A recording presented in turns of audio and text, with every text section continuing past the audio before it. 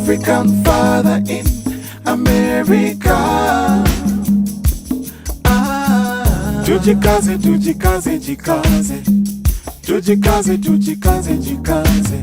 African father in America. Tujikaze, tujikaze, jikaze. You are listening to African Father in America podcast by Simon Javan Okello, live from Seattle, Washington, USA.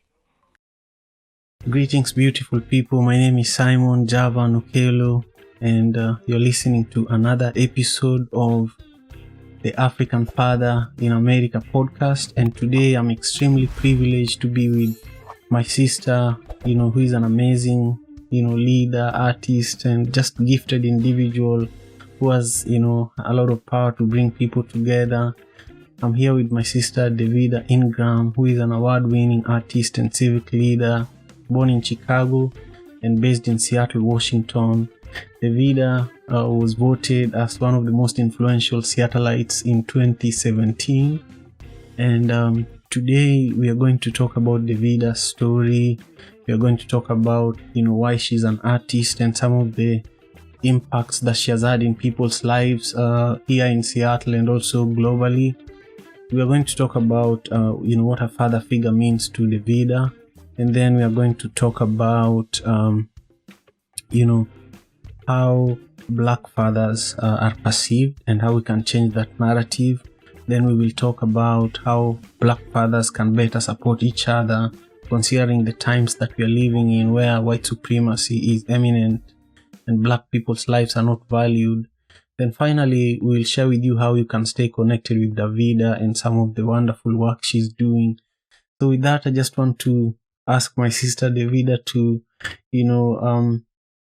share with us, her story, maybe paint a picture for us about, your time when you're still in Chicago, or a period between when you're 8 to 12 years, a moment that you can visually paint for our audience members who have never been to Chicago or Seattle, but are in Africa, or they live here but they are not well traveled. Mm-hmm.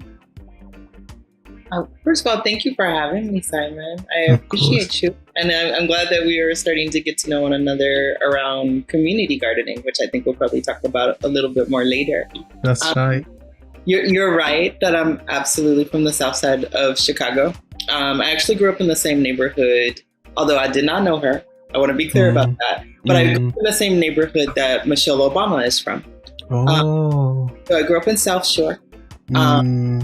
And it's interesting that you have a focus on Black fathers, fathers of African descent, because in terms of a story about my childhood, because I think that was your question, I remember when I was I think I might have been about 5 or something. But I remember asking my dad, Daddy, how do you draw a face? Because I knew that I wanted to draw people. And he taught me something really simple. He said, do you know how to make a U? And I was like, yeah, I know how to make a U. And then you make the U, and that's the head, and then you put the eyes and the nose and the mouth in it. And from there, a whole world kind of took off for me. Wow. In terms of I think a lot of artists do this now, but I started off doing painting and drawing. It's been a really long time. I think I started painting again for the first time in 20 years last year, because I started off doing painting and drawing. But I think in terms of being a little person in Chicago, my dad was a really big part of my life, and he still is. He probably calls me, if not every day, almost every day. And we are pretty close.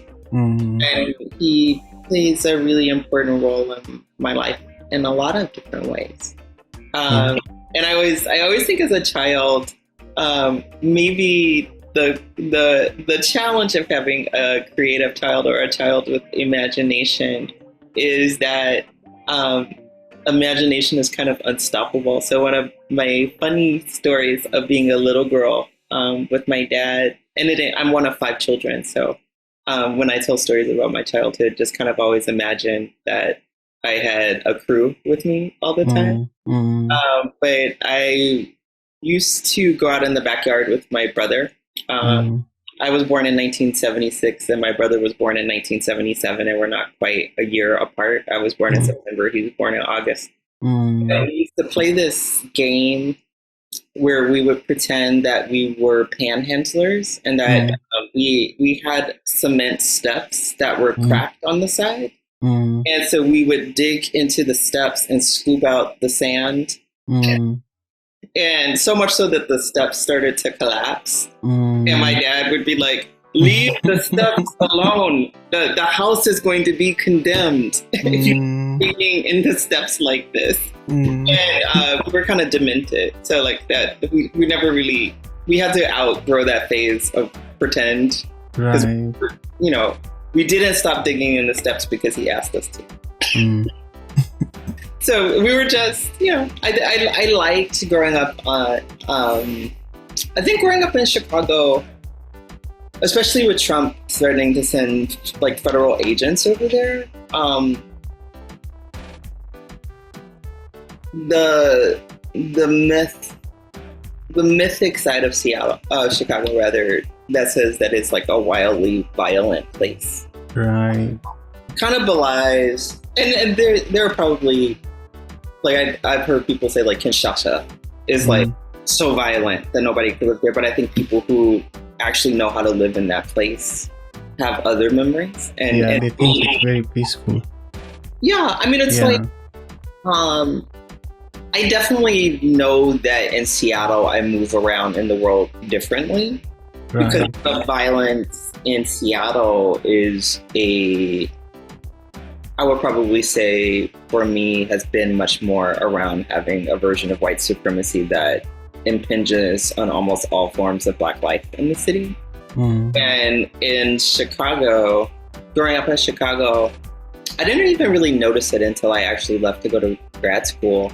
But because, I mean, it's negative that the city is so extraordinarily segregated. But it also meant that there were just periods of time where you were outside of white supremacy.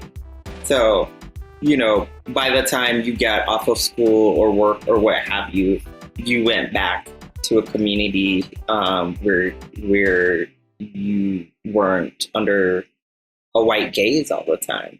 Right. And that part, it's been 16, maybe even longer. I think I left in 2003. So yeah, it's been a little bit of time since I've been gone. Yeah. And at the same time, I feel like Chicago was, maybe because of the blues, also because I'm from a northern migration family. Like when I got to Seattle, it was one of the first places where I noticed that people would let you know that they noticed that you weren't from here. And I think that has to do with like probably just the history of white supremacy in the city and not understanding that people who are born and raised here have had ongoing struggles and we need to follow their lead. But growing up in Chicago, like I would say, it should be remarked upon more often that African Americans understand what it means to have to go from one place to another one. You know what I mean? Like, if your family was in the South and they got terrorized out of the South, or they simply had to leave because there was no opportunity there, then inherently you know what it means to move from one place to another. Only difference is we're traversing shorter distances in some respects. So, like for Thanksgiving, up until I was about 16, and my mom still does it, my family will like take the turkey.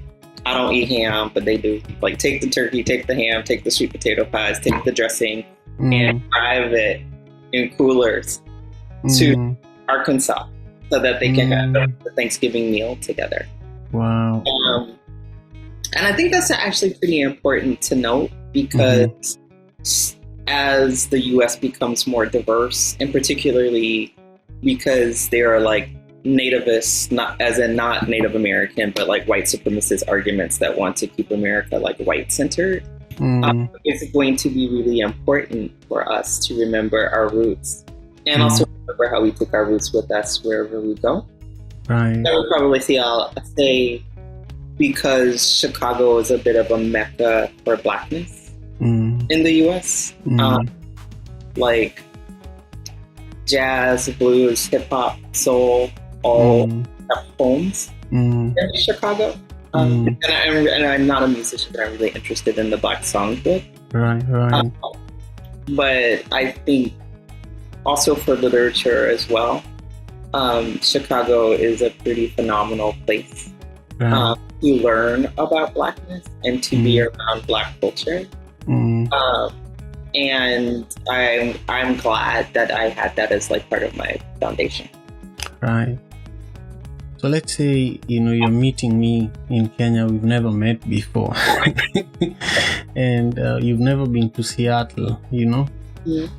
Can you paint for me a picture of a corner in Chicago that, remember some of the colors and the sounds in that corner that, can help me visualize something exciting and very specific about Chicago? I would say when people come to Chicago, and particularly if they are coming to the part that I was raised in, a lot of times when people think of lakes, they think of they don't think of what Lake Michigan feels like, because Lake Michigan is vast and really, really blue, and it's really deep.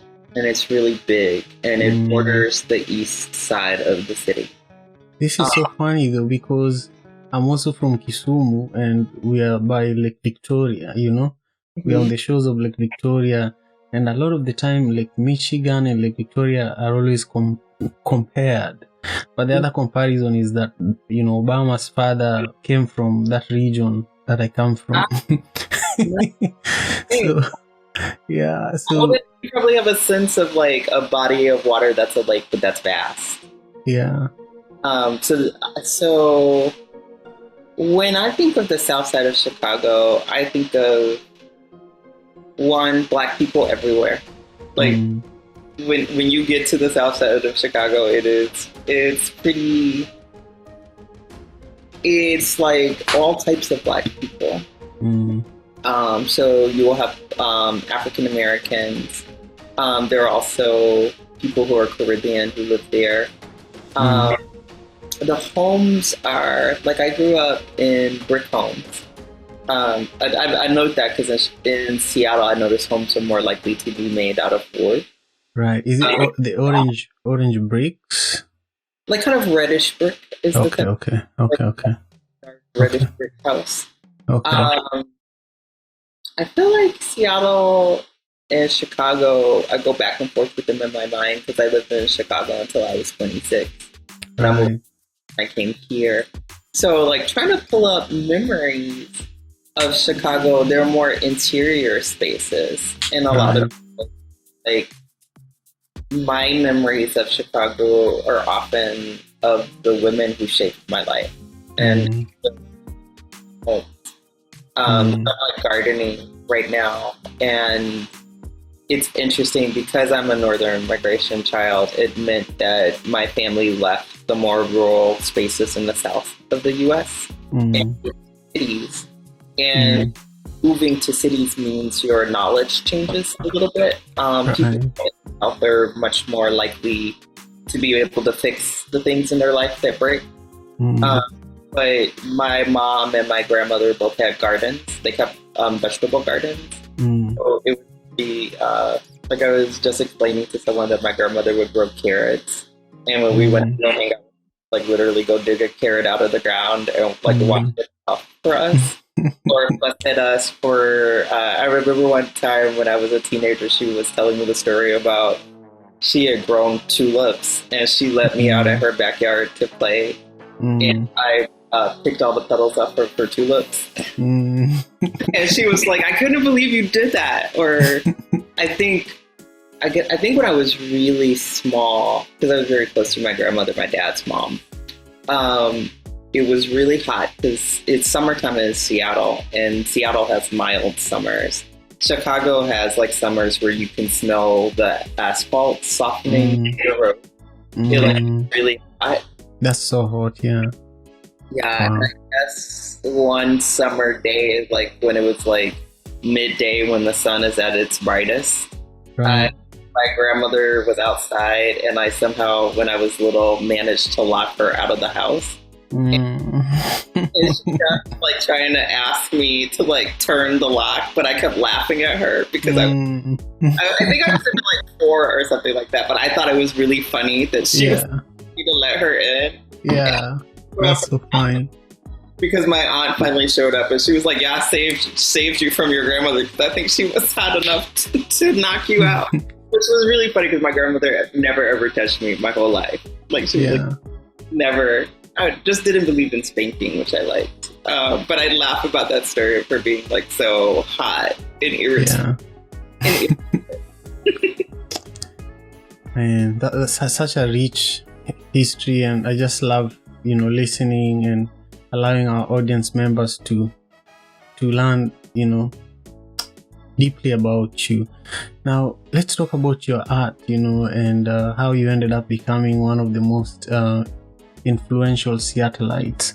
But just speak to us about this, maybe through the eyes of a piece of art that you worked on that, comes to your mind every so often, and what you think it's speaking to the people that have it, a piece that you no longer have in your possession. Sure. Normally my house is set up where you can see my art, but I have a virtual background up. Let me see. I have been working on a series for the last.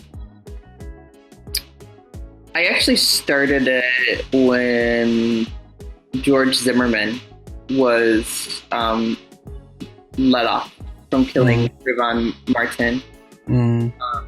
And also right around the time when Michael Brown died, because I think the slaughtering of those 2 Black boys kicked off the Black Lives Matter movement. And the type of art that I'm kind of more known for doing in Seattle is social practice art, which is creating things with community. And when I did that project, it was called I Wish a Mother Would, and it was done, I can send you some photos of the installation, but it was done as a meditation on us imagining the world that we want to live in. And in a lot of different ways, like as a secular prayer song, the work that's been part of that series, because when I did that project, it was an installation, which meant that it was kind of a group of people taking up space. We were in a historic house museum called the James and Janie Washington Jr. Foundation. Sidebar, James Washington Jr. and his wife, Janie Washington, were Black community members in Seattle who really valued the arts. And they died. They left $500,000 as a bequest to Seattle artists. And what I found really beautiful about doing an installation there is that James Washington Jr. he made work that was he was a contemporary of Jacob Lawrence, and I found his sculptures to be like very evocative and moving. And it's also really wonderful to be in this house in the Central District at a time when the neighborhood had been gentrified. Realized this man who fortunately was married to a nurse who believed in his dream. So oftentimes they relied on Janie's income. And that house, because Seattle's gentrified, you can tell it might look like a modest house in some ways, but it's also, it's kind of a paradox of Seattle that the places that Black people were forced to live are now these $1 million homes that white people covet. And because I was able to begin that journey 7 years ago, it's so momentous to think about in a interesting and real way. I think Black Americans over the last 7 years have been having a reckoning that's been 400 years in the making about why the United States is a death machine. I know your listeners are continental Africans, and there's globally, really. Yeah. Well, I would say like spending some time thinking about the connections between like what the colonialism looked like for people who stayed home, as it were, who were like in Africa. Right. And then what was it like to deal with that same force, but without your land, your language, your culture, and of your people? Because African Americans, we're amalgamated Africans because we're made up of a wide swath of different people who were predominantly taken from West Africa. So, like Nigeria, Ghana, Senegal tend to be places where we probably likely have kin, but we don't know where. And we lost quite a bit of our specificity in a way because we happened to stay on the continent, then you probably know your tribal languages and names. And those are things that we don't necessarily have available, but we've also kept certain things alive. And because African Americans have been embattled in a particular way, like we're the largest racial group after white people in the United States, and that's significant because this is not our ancestral home. Right. We can't talk about how we're embattled without talking about Native Americans. Right. Do you know approximately how many African Americans are living in America? I think we are just over 30 million. Okay. Wow. Yeah. That's a country, Yeah. Because Kenya has 50 million people, Yeah. If you add the African immigrants in the US, that's a country. But I mean, the fascinating thing about being African American is it's not just their size, but it's how influential our culture has been. But I think African influential culture. But you really couldn't imagine the United States first without Native Americans, clearly, and also without African Americans. Like there is no original art form in music that exists in the United States without Black people. Like that's just clear. And so that's blues, that's jazz, that's right. And even the economy, I was learning recently that capitalism, especially the US economy as we know it, started as from the cotton farms. And the way that the cotton farms were funded was that slaves were the security that the cotton plantation owners gave to the English banks. The English banks funded some of the loans and the credits that the cotton plantation owners were requesting for. And if you want to buy a house here in the US, you have to have security, you have to have some money in the bank, you have to have a good credit, you have to have maybe another house somewhere or a property that can be security for your loan, But the original capital that started creating what we know as the US economic system was literally on Black people. Yeah.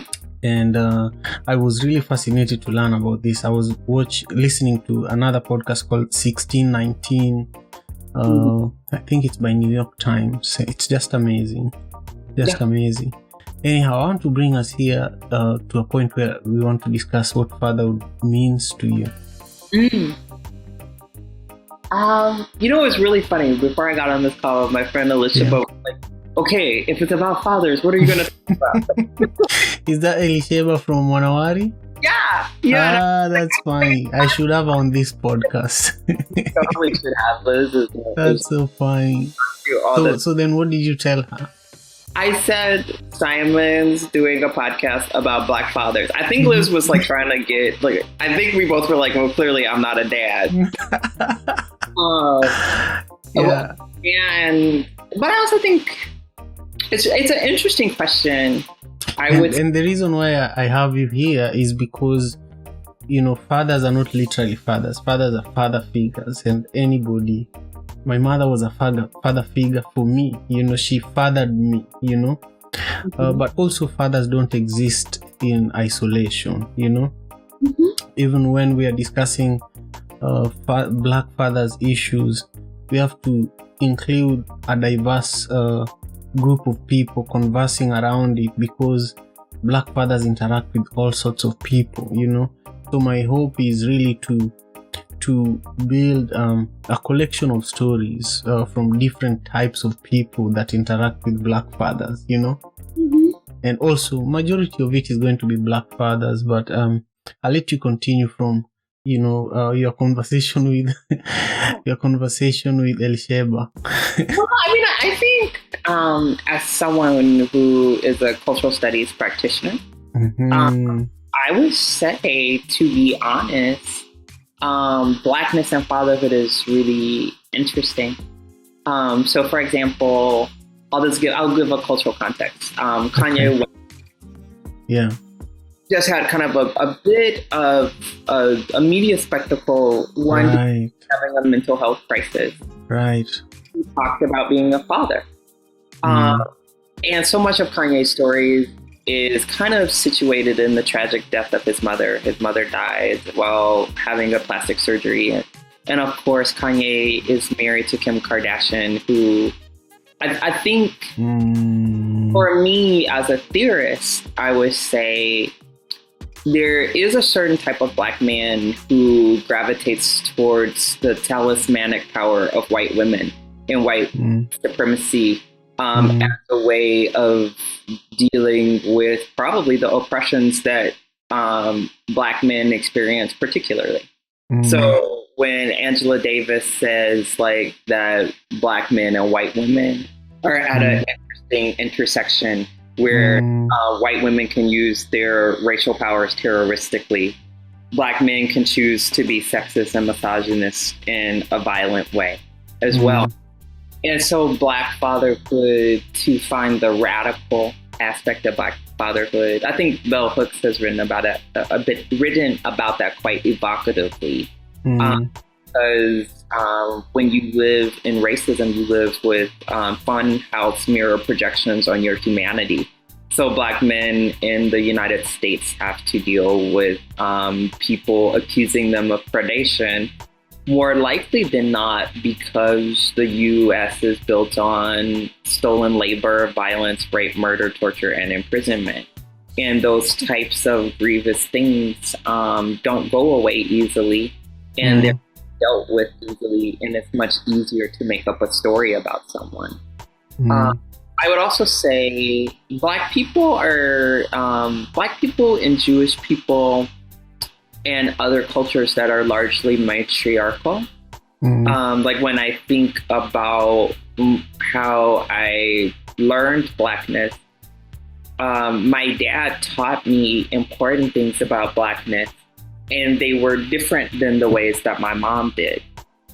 So like the story I tell about my mom is, and I tell it often, so I'll probably tell it now, but like I grew up Catholic because we grew up with my father's people in Chicago more, shaping our day-to-day life. We were so close to my mom's family. But my mom's family is Baptist and Pentecostal. And I went to a Pentecostal church when I was a little girl, and I just didn't understand people getting the Holy Ghost. It was confusing for me. I had never seen people like faint or jump or... Right. That's the kind of church I grew up in, where... as dynamic as Catholic is like, sit down, 5 minutes, it's over. And I was scared at first, And then I was curious, and then I got bold and decided that I would act like I got the Holy Ghost. And and spanked me in the bathroom and was like, "You will never do that again." Yeah. I don't believe in spanking kids, but I am glad my mom taught me that lesson, which was a lesson about authenticity. Yeah. So much of what my mom taught me, which is how dare you take something that's sacred and profane it with silliness and play. That's not what the space is about. And a lot of what my mom taught me was like, this is how you make the meal. This is, because, Black people don't have the same traditional foods that we may have had before our kin were stolen, but we have things that we pass on. So if you're from the South, like on feast days, you're going to eat dressing, or you're going to eat greens, or you're going to eat just certain things done a certain way. My mom taught me that. The most important thing that my dad taught me about was music. Like, he was all about his record collection. And I remember when Wow, that's so similar to a lot of actually fathers that I knew in Kenya. I had an uncle who collected a lot of music, and even me, before I came to the US, I was a DJ, so I collected a lot of music. And that's how One Vibe Africa started, actually. It was a DJ company in Kenya. Anyway, keep going. Well, it's like my dad, I just always, if he was around, music was on. And I also remember my dad, I was trying to figure out how to weave this in. I'll weave it in as I go. But I remember looking at my dad's record collection, because he literally had thousands of records. And, one day I came across like a picture of Curtis Mayfield, and I was like, who is this man? He's ugly to me. And my dad sent me to my room, and he was like, that man is one of the most beautiful men alive. Go to your and that was for me, because my dad never punished me. Like, I never got in trouble. And I love that my dad taught me that Blackness was beautiful. Intrinsically so. I'll send you a text, but recently, I didn't really grow up with my dad's people, so I have the last name Ingram, but I don't know a lot about the Ingrams. But as a little girl growing up, my dad's family was on both sides, his mother's side and his father's side, they were like mixed race Black people. And when he was a little boy, he was told that he was too dark to be an Ingram by his grandfather. And I met his father like when I was a really little girl, like at a time when like the concepts of race were pretty fuzzy for me. So, like the memory that I have was like meeting my dad's father and not knowing that he was my grandfather. But I recognized him as like someone that I met. And so like got home because I thought we had driven to go meet him. And my mom was getting us ready for bed. And I was like, Mama, who was that white man that gave us Kool-Aid? And she was like, wasn't white. That was your grandfather getting to bed. That was like the memory. But recently someone sent me a picture of my father's father as a little boy and his grandfather. And one of the things that I noted about him was that my father's father came from a family that ranged in skin tones, including a baby that went on to pass for white.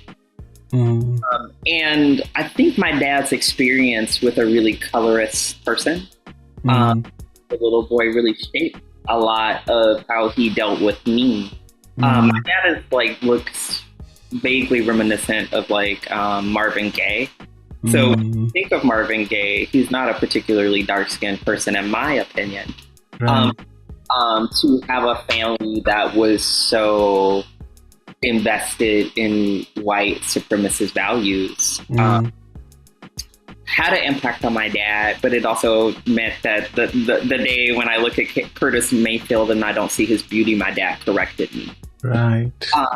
And I so appreciate that as an artist and as someone who is an art critic, because that ability to look at Blackness with loving eyes is something that I really value in my art practice. Like typically when I'm making art in the US, because...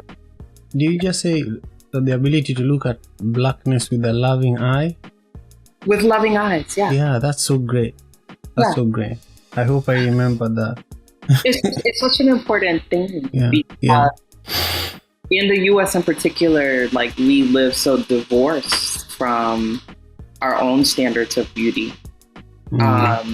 And I would say just in general, capitalism and white supremacy doesn't make humane standards of beauty. So what we are taught as beautiful is kind of like a corruption of what beauty is. And so I'm glad that my father, not only did he teach me how to draw faces, but he taught me to look at faces that I belong to and see that I truly belong. Because I meet, like I remember sending a friend of mine the casting call for Straight Outta Compton. And it's a really offensive piece of writing because it's like typifying beauty. And it's defining beauty in a really stringent way, but also for the women who are more likely to look like the average Black woman, she's put at the bottom. And we just have to call that what it is. That's a sickness. That's a mental sickness. It's a lack of being well. And I also think in the same way, like if I said, Simon, the only apple is a red, delicious apple, you probably rightfully would be like, but I had a Honeycrisp, or I just had a Gala apple, or any of a variety. There are like hundreds of types of apples. We have no right to genetically modify beauty. And because of the family that I have on my mother's side, which is Pantone, so you have one mama, one daddy, and their children are the color of graham crackers to deep chocolate. They're all the same family. So I always think it's a bit perverse when I meet Black people from the South, at least, who don't really understand that genomically Black people, we just encompass quite a bit. Like God, we're big. So in let's say in your family's situation, when the child was more lighter, were they more embraced or they were rejected? Because in some tribes and in the community I grew up in, if you gave birth to a child that was very, very like light, you'd be in trouble. That's a delicate question. Yeah. It was very fair skin. And I realized in my household we lived almost in an upside down world where I remember my sister and I were talking about things because, like in a lot of families, sometimes there are feelings that people were treated differently. And my sister and I were talking about that because she, in a lot of different ways, and rightly so, said that my father favored me. And I was like, on one level, maybe what he saw himself doing was a corrective process, which is like raising me with self-esteem.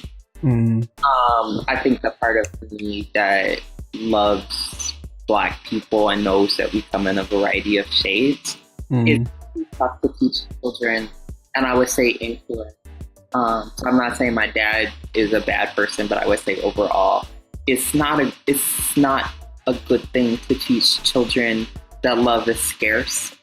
And so finding ways where children see their gifts and their beauty and seek to get to know and love themselves is really important. Like I was favored. I don't know if I was favored because I was the darker one. And I'm darker than both of my parents. So I think my dad made a pretty consistent effort in making sure that I had really good self-esteem. And I'm glad he made that investment. I also would say, just overarchingly in a family, it's so important to raise children in egalitarian ways. Because when you make differences amongst them, those can carry really long-standing scars. Right.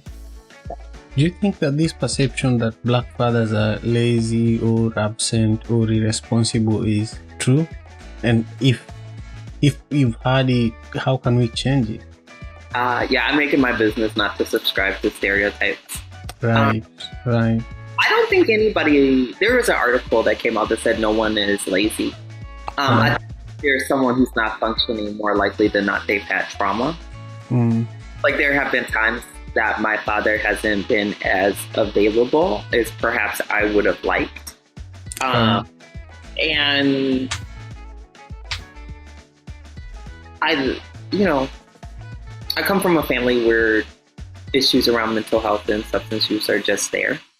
And I'm glad that I've had the amount of healing that I needed where I don't assign blame there. You know, this country is a really painful place, as we can see with the national uprising. It's always been a painful place because it was built on rape, murder, torture, and imprisonment. You're not going to get happiness out of those circumstances if there's not a reckoning. And at the same time, despite whatever challenges my father has faced, as his child, it is without a doubt that I always have known that he loved me. And also some of my, I'm really glad that I have the combination that I have because my mom is like an incredible scholar. She's a master educator and had a kind of, she was the stern parent and he was the fun one. But he also, my dad gave me all my hustle and flow. So I'm glad that I had like this like kind of more like literally a school teacher mom and a dad who could like cuss somebody out on the street. Like I always tell people funny stories about growing up with my dad as a protector. Because in to watch George Floyd dying and calling to his mom is heartbreaking. And it's in direct contrast to how I was raised because I was raised while he was able. My dad was a formidable protector. He's a Scorpio. He was born on Halloween. And if anybody fucked with me, they had to deal with him. Yeah. And his dedication to being a protector was really powerful. Right. Powerful. And I think Black men, Black fathers show up in different ways based on the relationship to the women in their lives is what I found. Right.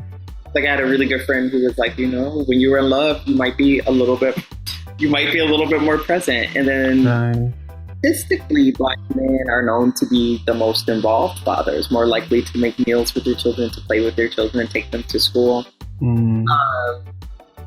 Because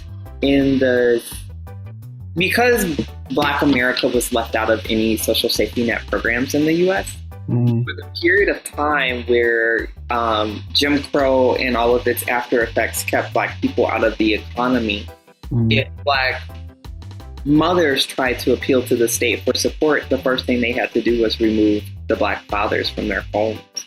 So you really have to understand that in the United States, if you are trying to understand representations of Black fatherhood, then you also need to, alongside of that, understand the incredible violence that Black men and mothers and families have experienced from the state. So I'm relatively lucky in the sense that my mom was a school teacher, and my dad, when he worked, he was a commodities broker.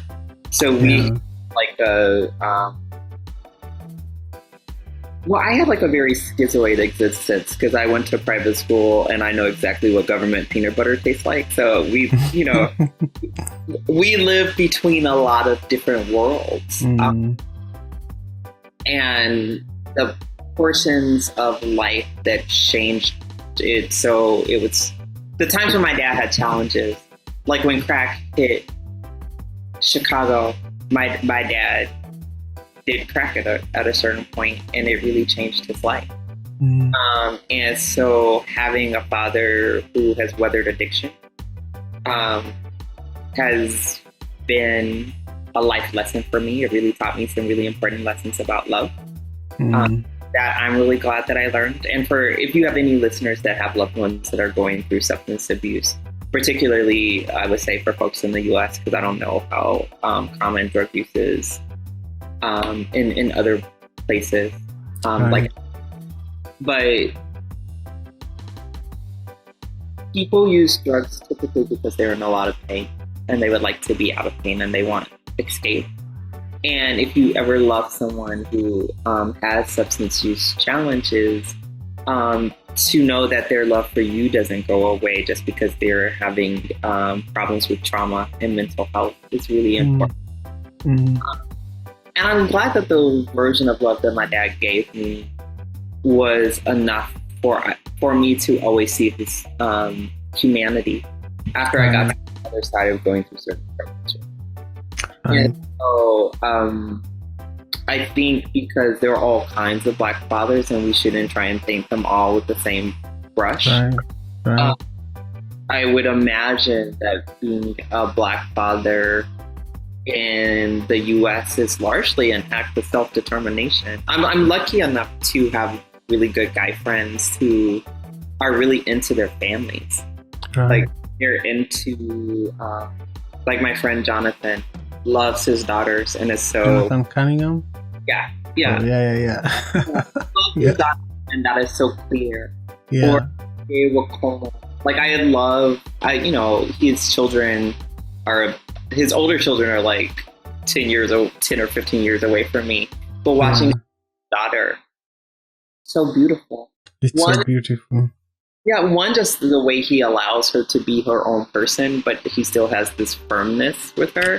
Yeah. Wants her to be a liberated person. Right. And it's exciting to see. Right. So, just give me one thought in regards to how Black fathers can support themselves, considering the times that we're living in, with white supremacy so eminent and Black lives, not valued globally, not just in the US, but globally, as we speak, before slavery brought African Americans from Africa to here, Africans were taken to Middle East, India, from other parts of Africa, so slavery started on the eastern side of Africa, then it went to the western side. So on the eastern side, a lot of the people that were taking away Africans were Arabs and the Portuguese. So, if you go to India, even if you go to Brazil, you find that the people who are least respected in those places, even Saudi Arabia, are Black people, I was watching a documentary not too long ago about a tribe from an island in Kenya, not on Lake Victoria, that are in India, and they speak a language that is so similar to the other people in Kenya that it was just fascinating to watch the whole thing. Wow. Yeah, so I'm very curious about just one thought in regards to how Black fathers can support each other. Well, that's a really beautiful question.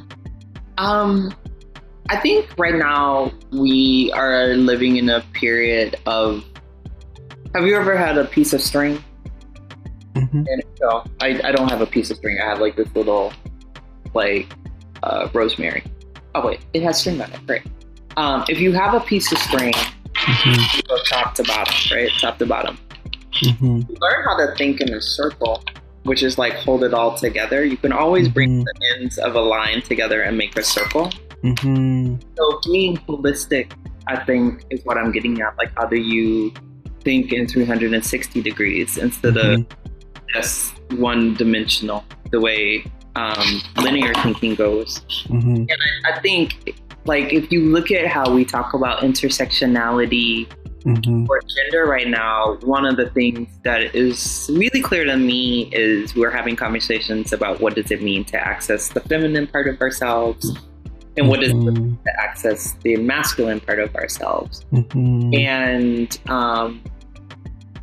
what I find is interesting about that is I always feel like the feminine side of us is love, and then the masculine part is love in action.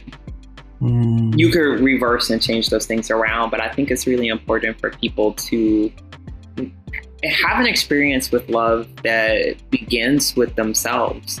I think it's highly unlikely as a caregiver that you could be gentle and patient and kind and affirming with children if you are not also practicing that with yourself and discovering yourself and getting to know you and having a really healthy relationship with you that's built on the wisdom of everything it kind of begins with an inside job.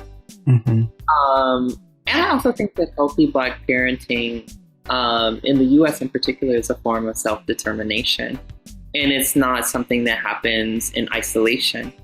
So men's ability to have healthy, balanced, harmonious relationships with women, with non-binary people, with children, and with the elders in their lives are part of like Black men being able to have excellent options for being happy in their fatherhood.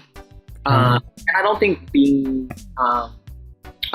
a father necessarily is like, did you beget some children? Like, I have watched men who, like, I grew up with my grandmother's boyfriend, Mr. Barnes, and I always liked her relationship with him because she kind of fussed at him. Like, she would always Barnes and like this particular voice. And he was a handyman, so if he came and got grease on her couch, she'd be like, Barnes, get your ass off my couch. And she just had this way that she talked to him that was like a fussing, chiding voice, but he really loved it, and you could tell that he adored her. But he was a father figure to me.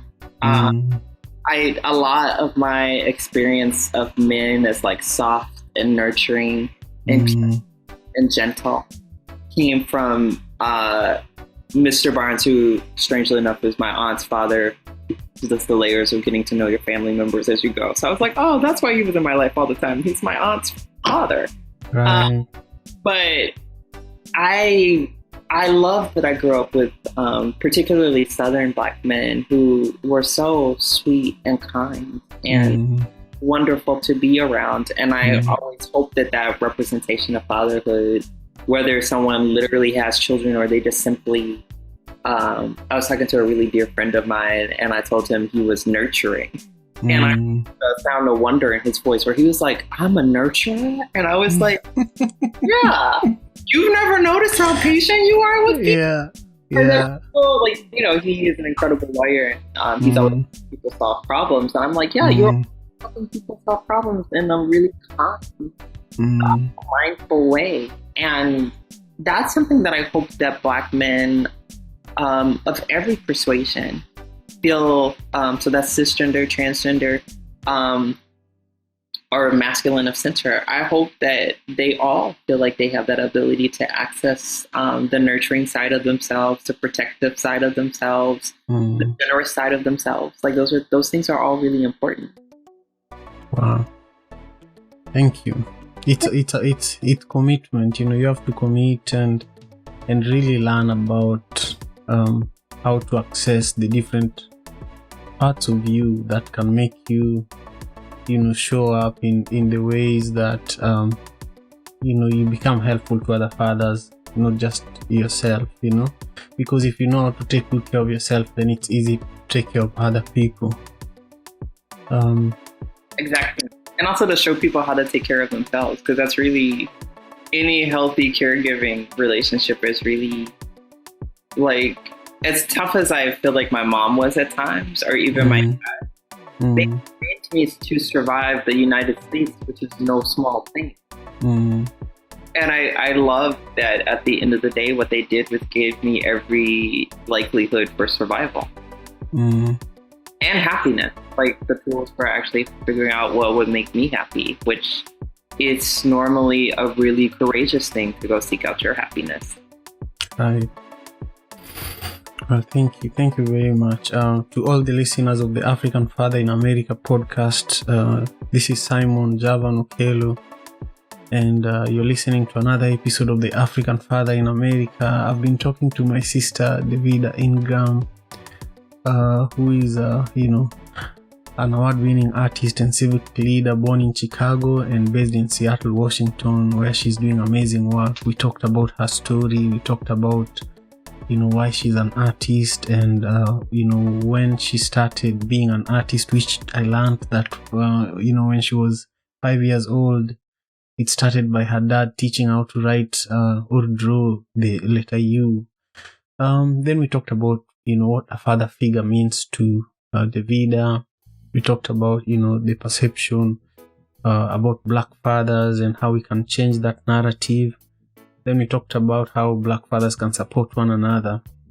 Right now, we want to wrap up. And Davida, can you just share with our listeners and viewers how they can learn more about you and how they can stay connected with you? And then share any thoughts that you have that I may have not asked. Let me see. I am an artist who's horrible at having a website, so you could find me on IG, Davida Ingram, Davida, and then Ingram, Ingram.